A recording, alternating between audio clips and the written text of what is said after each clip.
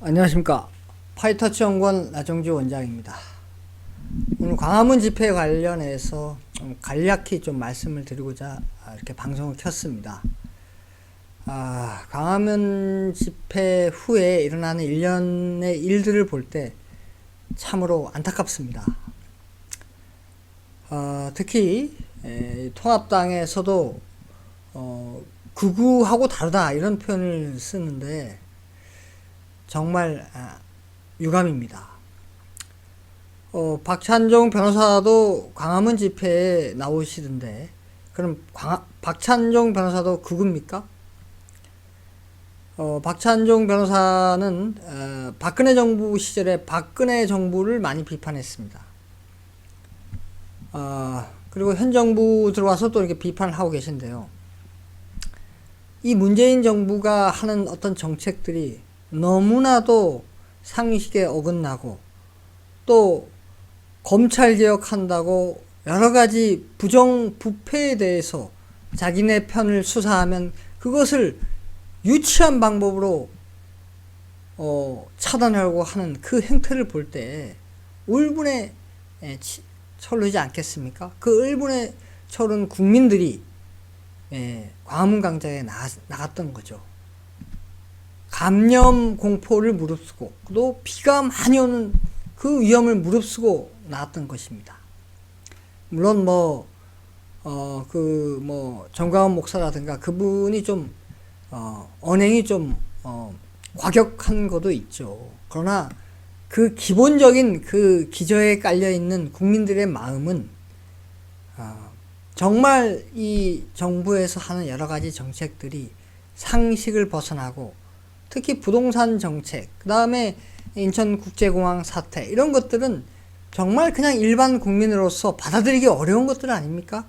그래서 그 울분에 차서 위험을 무릅쓰고 나갔던 거 아닙니까? 그래서 이게 상대적인 것입니다. 만약에 이 정도로 안 했으면 그렇게 좀 과격해지거나 또는 그런 많은 분들이 모여서 그렇게 좀 어떤 심한 구호를 외치고 그러지는 않았을 겁니다. 이건 상대적인 겁니다. 이 상대가 워낙 이상하게 나오기 때문에 좀 더 과격해지고 특히나 이번에 8.15 광화문 집회에서 뭐 끝내버리자 이런 얘기도 있었지 않습니까? 어떤 사태가 벌어질지도 모른다 이런 얘기도 있었지 않습니까? 그게 과연 구구인가? 한번 잘 생각해 보셔야 됩니다. 국민의 마음이 얼마나 답답하면 그런 얘기가 나오고 그 다음에 지금 4.15 총선 이후에 재검표를 왜 이렇게 안 하는지 모르겠습니다. 이 재검표를 안 하니까 더욱더 거기에 대한 또 의구심도 커지고 거기다가 부동산 문제도 있고 뭐 인천국제공항 사태도 있고 또 검찰개혁한다고 자기네 그 말이 됩니까? 부정부패를 하면 당연히 수사를 해야죠. 그건 상식적인 거 아닙니까? 근데 그것을 뭐 말도 안 되는 여러 가지 법무부 장관을 대동해서 말도 안 되는 여러 가지 행태들이 벌어지지 않습니까? 그것을 바라볼 때 답답함과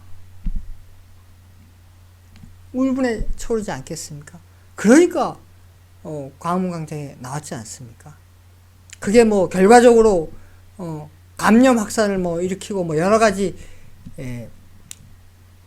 문제를 낳고 있는 것도 사실이긴 하죠. 물론 뭐 오늘 보니까 민주노총에서도 확진자가 나왔는데 그것을 또 은폐하려고 해서 오히려 광화문에서 집회에서 이것이 마치 확진된 것처럼 뭐 그런 시도도 확인이 됐는데 여튼간에 광화문 집회로 이 감염이 뭐 인과관계는 정확히 확인을 해봐야겠지만 과학적으로 하여튼 대충 그 시점을 기점으로 해서 이게 전파돼서 뭐 2단계가 돼서 자영업자 하시는 분이 피해를 보신 분이 있으니까 좀 송구하긴 하죠.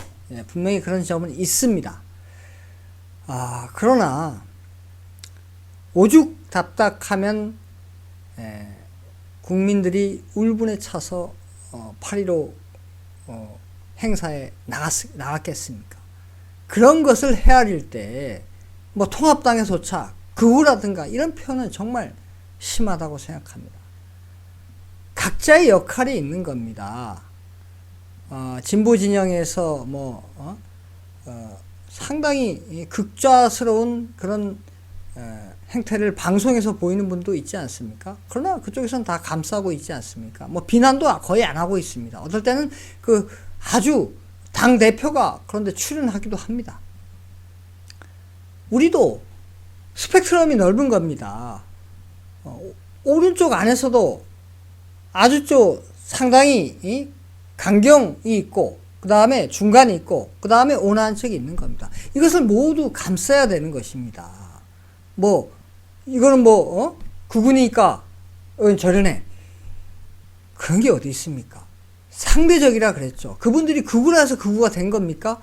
국민들이 이 정부에서 하는 게 하도 정책이 이상하니까, 답답하니까 좀 과격하게 표현이 나온 거 아닙니까? 그러다 보니까, 이 극우처럼 보이는 건데, 극우라는 표현이 보수정당에서 한다는 게 말이 됩니까?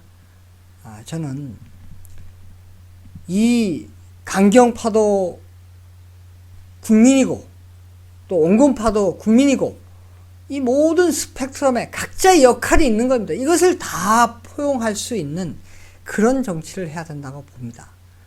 그러기 위해서 정치하시는 것 아니겠습니까? 이 통합당에서도 자꾸 이거 절연하고 중도로 가겠다. 저는 그것은 그럼 필요할 때만 우리 편으로 하고 필요하지 않으면 버리고 이런다는 겁니까? 말이 안 된다 생각합니다. 상황은 항상 바뀌는 법입니다. 또 중도층으로 많이 갔다? 중도층은 언제 또 마음을 바꿀지 모릅니다. 물론 그 중도도 또 껴안아야 되겠죠. 그래서 스펙트럼이 넓기 때문에 이 국민들도 어떻게 하면 다 포용하고 다 하나로 일치단결할 수 있는 그런 정책이 없을까? 그런 방안이 없을까? 그렇게 고민해야 되지 않겠습니까? 그거를 피해가서 어떻게 하면 지지율을 조금 올릴까? 그게만 매몰되지 말고 크게 보셔야 됩니다. 그럴 때만이 보수 정당에서도 미래가 있고 그럴 때만이 반면교사 삼아서 이렇게 여러 가지 많은 정책 미스를 올바르게 바른 방향으로 이끌어 나갈 수 있는 것입니다. 요건 안 되고 요건 안 되고 해갖고 하면은 그 또한 또 다르게 시행착오를 겪고 말 것입니다. 광화문 광장에 나온 그분들도